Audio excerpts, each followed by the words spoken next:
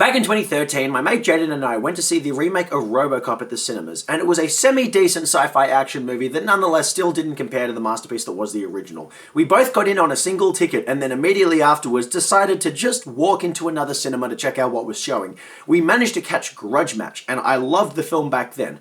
I'm glad I caught it 10 years ago, because 10 years later, sorry to say, it just doesn't hold up. Ho ho ho ho, delightfully devilish, Seymour.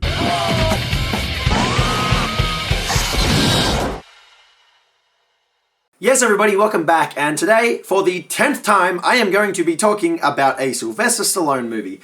And you know, I don't go into Stallone movies with any expectation that they're going to be delightfully devilish, it just seems to keep happening. Grudge Match stars arguably the two most famous actors in the history of boxing cinema. Sylvester Stallone, who originated the fictitious boxer Rocky across a series of films and earned 2 Oscar nominations for playing the character in both the original film and in Creed, and Robert De Niro as real-life boxing figure Jake LaMotta in the 1980 film Raging Bull, where he won his 2nd Oscar.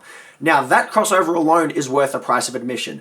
But on a budget of $40 million, Grudge Match managed to pull in only $44 million and earn predominantly negative reviews who felt like the talents of the cast were squandered in a screenplay that relied too heavily on cliches. Around the time Grudge Match came out, we were starting to see a trend of old man-themed comedies. Movies such as Just Getting Started, Las Vegas, the remake of Going in Style, and a couple of years later, the very excellent Mr. Dundee, the absolute worst film in Australian history. Oh.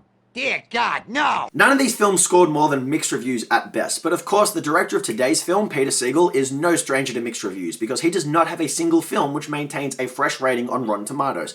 But don't get me wrong, the man has multiple undemanding comedies under his belt that I would watch in a heartbeat. Films like Get Smart, 50 First Dates, and Tommy Boy, which I've all seen more times than I could count.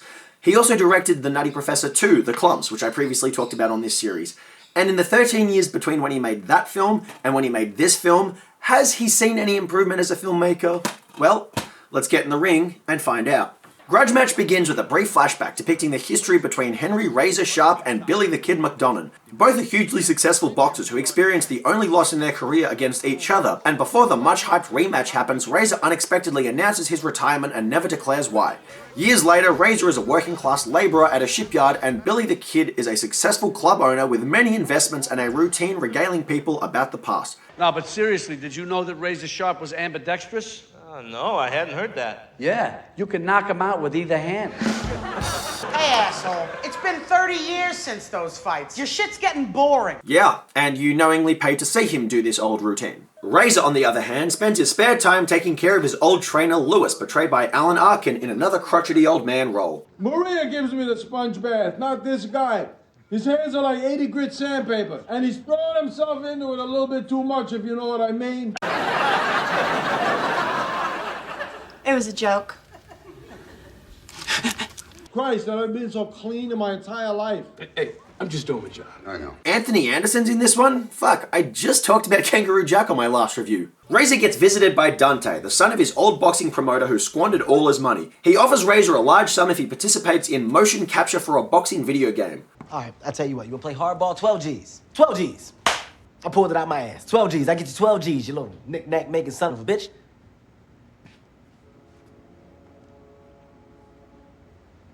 I don't like the way you looking at me as if...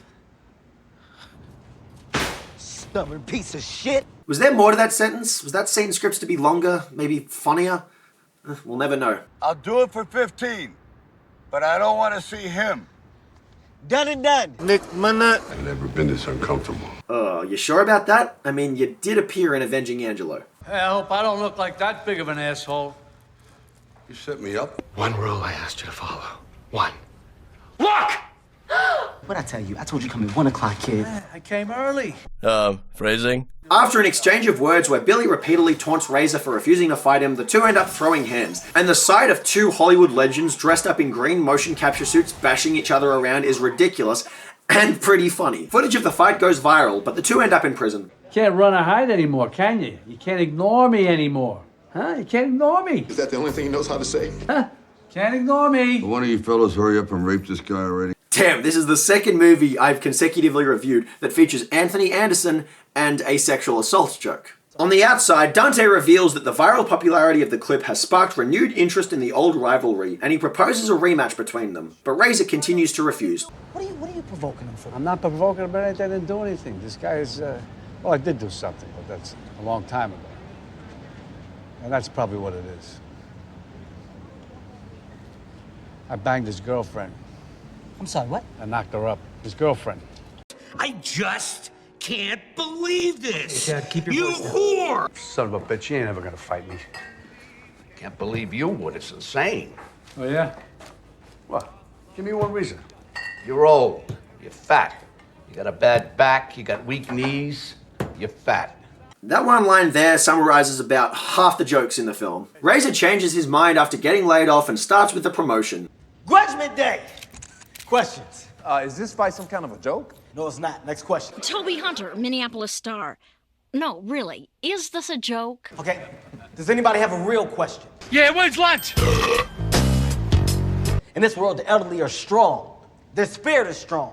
And they have a voice. And that voice is in these two men, and they will be heard. Respect, bitches!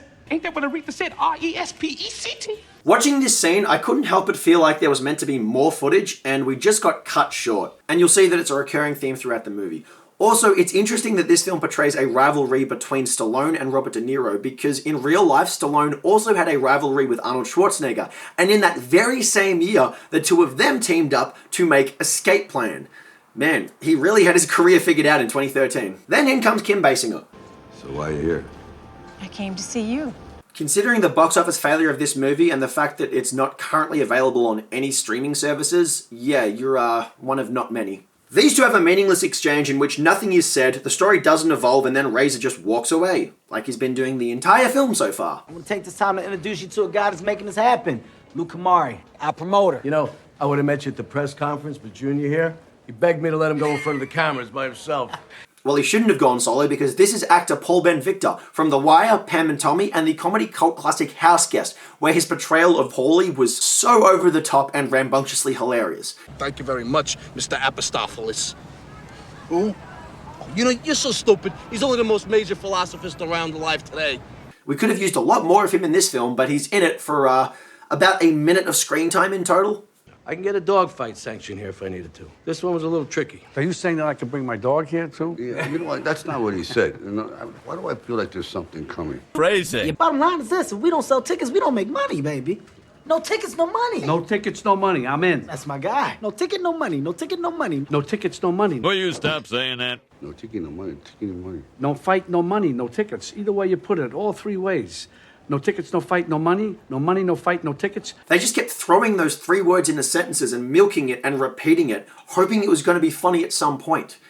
It wasn't. The characters just kept rambling. That's not comedy. Me training you, it ain't happening. You, my friend, are embarrassing yourself.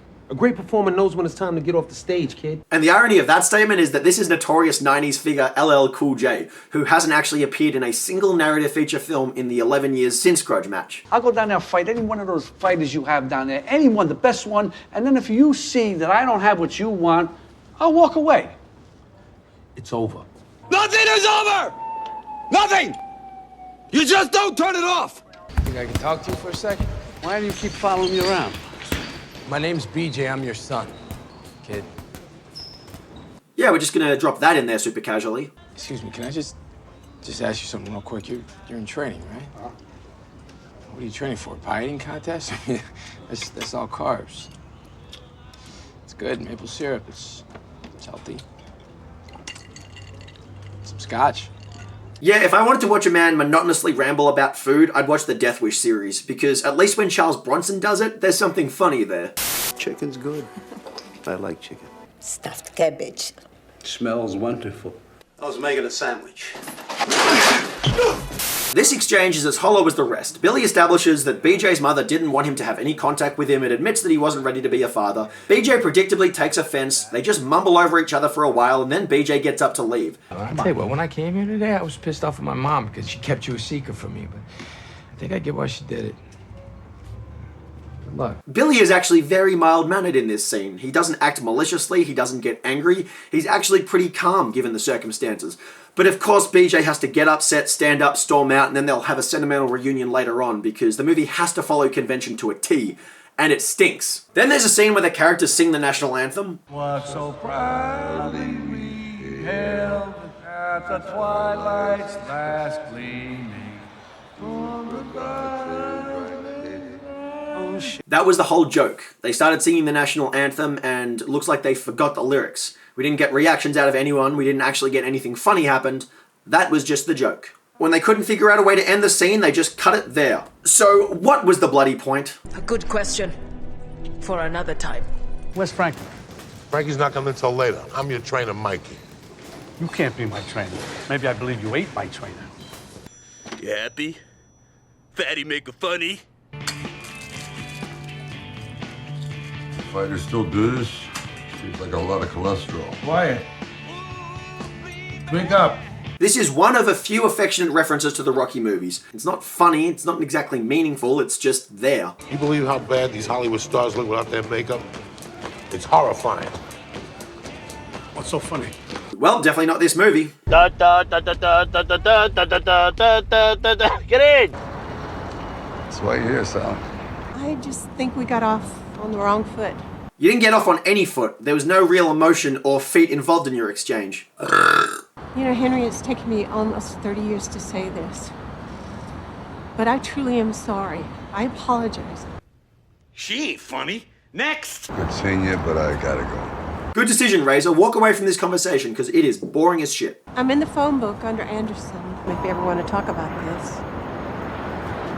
Why would I ever want to talk about this, Sal? Well, that comment borders on meta. I definitely don't want them to talk about this. Why don't you have a goddamn TV?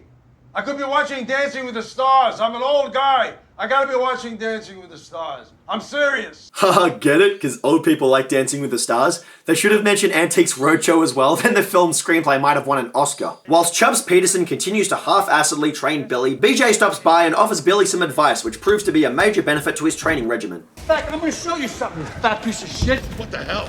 Back here, you fat bastard. I'm gonna kick your ass. You know, as cheap and lazy as this gag is, watching Robert De Niro chase Joey Diaz around and hurl insults at him is actually something that tickles my funny bone. I don't know if it's just in contrast to everything else in this film being so unfunny, but whatever. I was laughing. So why'd you come back?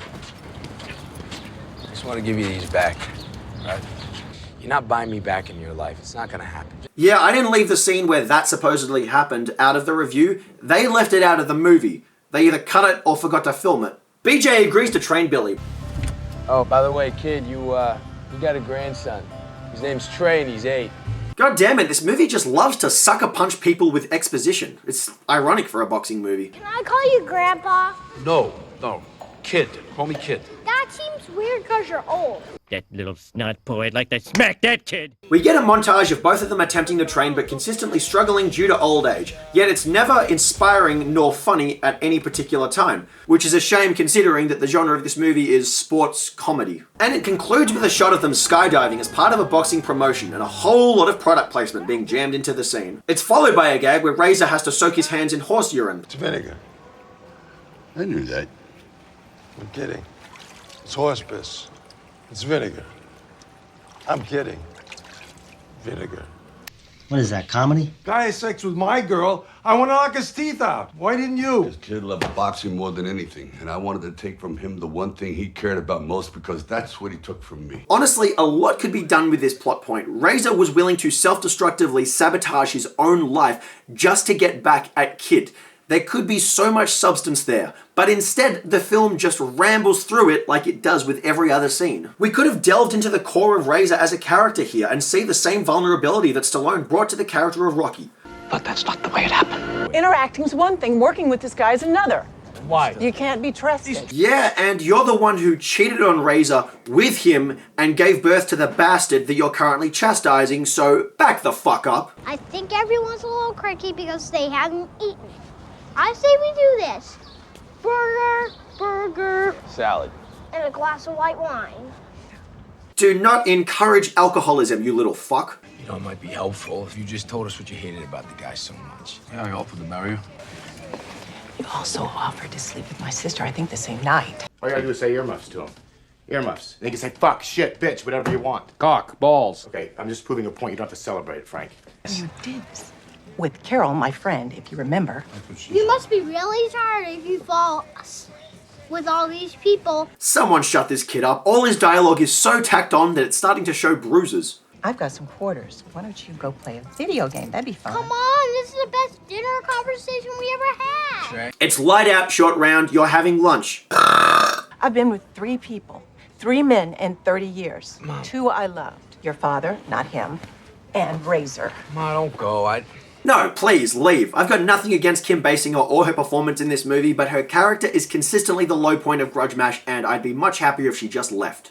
I know we got a contract, but I can't stand being around that clown anymore. Anymore? You've been saying it since the start of this movie. As a matter of fact, your feelings towards him actually set in motion everything that made the story happen. What is up with you? Huh? What, did you wake up on the wrong side of the tenement this morning? Is Hey, that Webster, show a little respect. And I choose to believe that you just called me Webster because of my dictionary-sized vocabulary and not because of my height and race. Nope, it's because you're short and black. Kevin Hart and the late Alan Arkin actually prove a hilarious screen duo in this scene. They bounce off each other so well. Man, are you gonna be feisty when you hit puberty? Notice how Kevin Hart was just about to say one more thing and the editors just cut him off? Yeah, they cut Kevin Hart's role down to the bare minimum in this film, and yet they let every Kim Basinger scene go on for way too goddamn long. You can kiss my narrow black ass if this shit don't happen. That's fine. There it is again. God, they've got a goddamn moil editing this film the way it just keeps cutting everything off. Hey, what's going on, Lou? What you doing, son? What? Are you kidding me right now? Hey, shut up! You shut up. A parking lot is public real estate and it's the daytime. You're the original media whore. Your mother's a whore. What? Your mother's a whore. And I named my son after her best trick. Right, BJ? Jay, stay My here. mother a whore. You call my mother a whore. You call my... Well, that's that. That line and the sight of Robert De Niro knocking the fuck out of LL Cool J, that was funny. Grudge Match does have some sporadically funny moments, which makes it all the more disappointing when the rest of the film gets bogged down in tedious sentimental drama. Women are more verbal than men, and they go, huh? And what? Then they leave. They probably leave because they're not interested in hearing the dialogue that the writers gave you. I'm certainly not. To sum up this entire scene, Kim Basinger's character outlines that back in the height of his career, she saw him with another woman that he wasn't actually involved with, but she jumped to conclusions, then went and banged the person he disliked the most out of spite, and that is why Razor retired from boxing. Because his girlfriend cheated on him out of malicious spite. Then came back 30 years later to drag this film down into dramatic territory. I have no sympathy for her, I don't like her at all. Next. Drop you off at Grandma's on the way to Kids. I want to stay with Kid. You want to stay with Kid? So what do you want to do tonight, huh? Go to the movies? If it's PG-13 or R, I'll do G. Oh, wow. You're old for your years. You too. All jokes aside, this kid is actually really annoying. Little Camden Gray does a great job following the direction in this film, but all his dialogue is way too artificial and he talks way too much, so he just becomes an annoying little kid. It means that we sold too many seats. It means that we need a bigger venue. I'm talking a different type of money, man. I'm talking about that Kardashian sex tape type money. Remember when the Kardashians were at the forefront of the media? I do. I don't want to, and I don't want to be reminded of it, so the fact that this film insists on reminding me really just shows its age. I'm making it, baby. I left my keys in the house, God damn it. What house? You're in a motel parking lot. Our couple goes out to dinner, and I want to hit pause and just rewind to an earlier scene. Drop you off at Grandma's on the way to Kids. I want to stay with Kid. So the same night that Grandma was meant to babysit Trey, she also had to have a date with Razor. Now, there is always the possibility that BJ is referring to a different grandmother in the circumstances, even though he specifies that this grandma also hates Robert De Niro's character. But I honestly can't help but wonder if the writers actually just forgot that they'd already written her character to have a date and then just glossed over it. It seems entirely possible. Excuse me, Mr. Sharp. You have a phone call from a Mr. Dante Slate. Please tell him I'm busy. I'm afraid he insisted that it was, quote, mad important and that shit just got real. Maybe you should take it because it's mad important. Shit just got real. You know, it was actually a little bit funny when he said it. You didn't need to repeat it. Buckle up, buckaroo! When were you gonna tell me you're blind in one eye? Meanwhile, I'm not believing that you brought this little boy to the bar. I thought we were going to the movies. We will. We're just gonna celebrate for a little bit, okay? straight from the get-go, everybody knows how this scene is going to go. Robert De Niro will leave the kid behind to go and bang a groupie. The kid will get himself in trouble. His son is going to find out that he was a neglectful grandfather. Everything is going to get sad for a little while, and then everyone will be reunited and forgiven in time. But here's one plot point you probably didn't see coming. He decides to go and start the car. Turn around and start the car. I can't reach the brakes, Grandpa. Should have thought of that before you put the car into gear, you fucking degenerate. Get yourself a new guy. Razor's not gonna fight. You know what? Screw you and screw my dad. What, you think you the only one that got ripped off? Huh? Only thing my dad left me was a bad reputation, which is why I need this fight to happen. Another moment of missed potential. Dante Jr. trying to rebuild the legacy after his father left him in shambles. We could have seen something great here, and it would have been really good for Kevin Hart because he shows a lot of flair in this movie. And the following scene has Kid taunting Razor to fight and inferring that it's the only thing of value in his life anymore. Please, I'm begging you. I'm begging you. This is our last chance. Let's finish this once and for all. Come on. Come on. Come on. Come on. Both scenes end without exploring their full potential, leaving the characters underdeveloped and the audience unsatisfied. Razor reconsiders after his old workmate says some supportive words and after seeing a promo that literally says the words, "We're proud of you." Then he actually meets BJ. Listen, please don't tell my mom I said this. If she knew, she'd probably stab me with a fork, but I think she's really glad you're around. You know, she thinks you're a good guy, and I don't know, I wanted you to know that. He already knew that, we already knew that, the film could not make it more explicitly clear that everybody knew that. Razor monologues about how he regrets walking away from boxing and not being a better boyfriend when he could have. I love you. Always have. I love you. Always have. Training montage, Kid reuniting with his son, and finally the boxing match, the entire reason we're here in the first place. The stakes in the final fight have been blunted by the mediocre narrative preceding it, but when we get going, seeing these two in the ring is actually an enjoyable sight. The match shows these two actors giving it their all, and their efforts are admirable. The cinematography, editing, and sound effects are all solid, as is the fight choreography. The film finally delivers the sporting goods by giving us a spectacle for the boxing match, and after 7 straight minutes of it, Billy knocks Razor down. And just as Razor feels like he can't keep going, Billy puts his hand out. Wanna keep going? You bet your ass. With this gesture of goodwill, the two continue to trade blows until Razor knocks Billy down. Razor repays the favor, the two make peace, everybody hugs, and Razor gets declared the winner. And I have some pretty mixed feelings about how this match ends. Like in losing Isaiah, Grudge Match clings to its sentimentality so much that it had to give an ending where no one came out as the loser. Now, I can appreciate the fact that the movie wants us to care enough about both characters that it doesn't want us to see either of them lose. I get that. But it nonetheless still feels like they just took the lazy route, which is consistent with the route they took in every other part of the movie. Grudge Match ends with a participation award for everyone involved and then immediately cuts the scene like it's done countless times before, but to credits this time. Although we do get 2 mid-credit scenes, including one bookending that joke about how old people like Dancing with the Stars. This is why I don't do TV. Stallone, of course, would go on to headline the TV series Tulsa King 10 years later, and it was actually one of the best decisions he ever made. And in one of the rare moments where Grudge Match actually takes a sports satire angle, the final scene depicts Dante trying to arrange a rematch between Mike Tyson and Evander Holyfield. I get you a part of Hangover 4. I'm listening. Okay, well now we gotta... Bitch. No, hold on. Guard your ears. Oh, wait, no! And that scene actually ends Grudge Match on a funny note and goes to show that it could have been funny if it showed more sports performers, tapped into sports satire more, and depicted more of Kevin Hart. And of course, none of that happened nearly enough. So, I have to ask, is Grudge Match a good movie? You know what this is, Razor? A bad movie?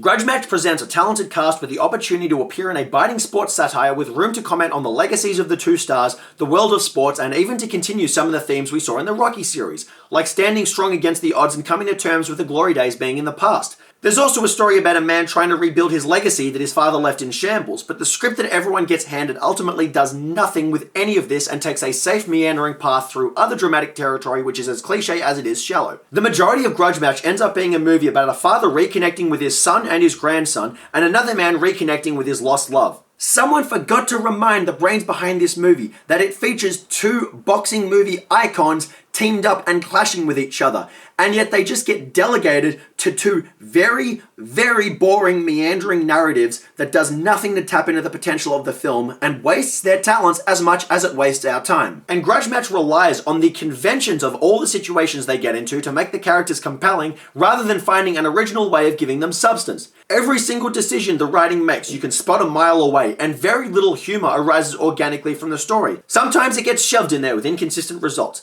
and sometimes the actors have enough charm to arouse a giggle, but there is no consistency to the humor, which is a major fault in a comedy. Most of Grudge Match's humor comes from it trying to be another old man comedy film. We see actors approaching 70 throwing punches in motion capture suits, skydiving, talking about iPads, and doing exercises that are typically reserved for younger crowds. The cast has good energy. Their chemistry between each other is very solid, and it helps the laziness of their gags a little bit more endearing, and it makes the dialogue come across as more believable. But rarely is anything they say actually all that funny. There is a persistent feeling in Grudge Match that everything here has been done before, but with more depth and with a lot more humor. And you know what? It's okay that this is not the most original movie in the world, because very few of Peter Segal's movies are. He often follows familiar narratives and familiar situations that just end up producing feel-good comedy results that are undemanding and rewatchable.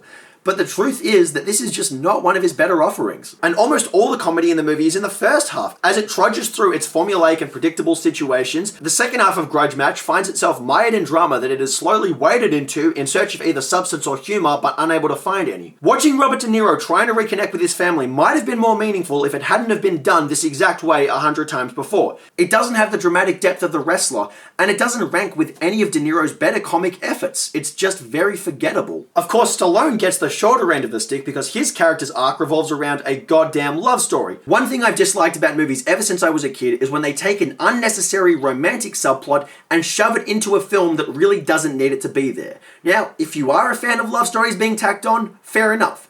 I am not. And I don't like it, especially in comedy movies, because it drags things on and detracts from the comedy. If you look at White Chicks, that movie I think is hilarious for all its downright absurd situations, but the low points of the film are when the two protagonists find themselves caught up in the relationship drama with their girlfriends. And in a movie like Grudge Match, where the comedy is already struggling, it's just a massive wet blanket. Every time Kim Basinger came on screen, I was just waiting for her to leave. Her performance is just fine because she plays the character as written, but her character is the most dull, dreary, and boring piece of the movie. And it doesn't help the fact that her character's origin story is written to be someone who just acted with complete disregard for another person's feelings and ended up causing the domino effect that made Razor retire from boxing. Obviously, he made the decision to retire, and if you look into it more, he didn't behave the best during their relationship either.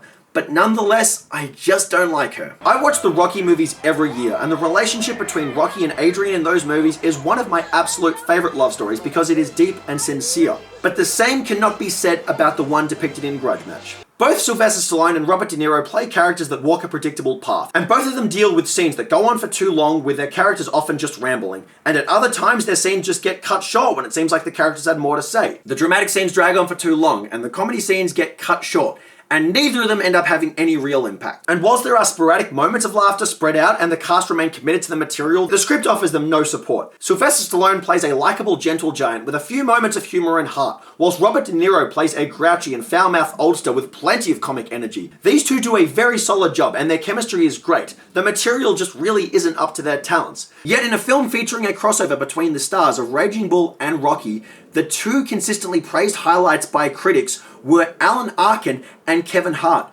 And I've got to say, I get it. Alan Arkin rebuilt his career in the late 2000s, playing crotchety old men to consistent success. And in a film desperate for some humor, he is an essential asset. He bounces off Sylvester Stallone's dramatic scenes with his Oscar-winning comic timing to many great results, even when the script often hands him lame gags. And Kevin Hart really shines in this film too. While Kevin Hart's a pretty solid stand-up comedian, I have never thought much of him as a movie star. I didn't care for Artificial Intelligence, Ride Along, or Get Hard.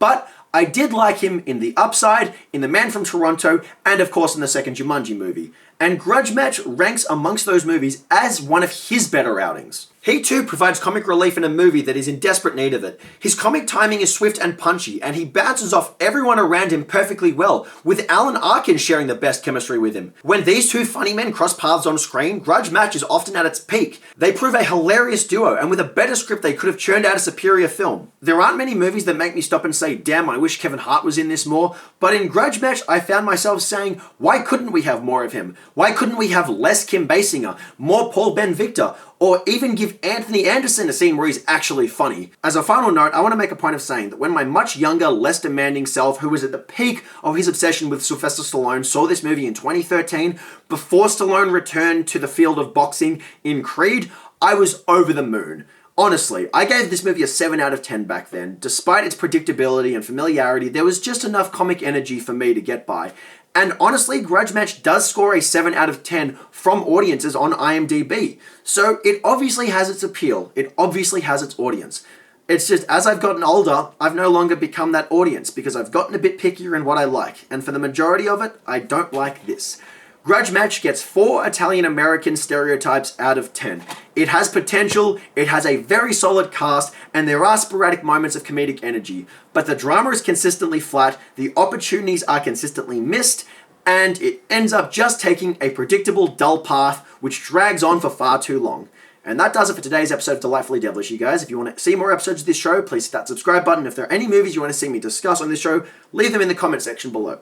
Otherwise, rest in peace, Apollo Creed legend Carl Weathers, and I have been your host, Jukebox Harry.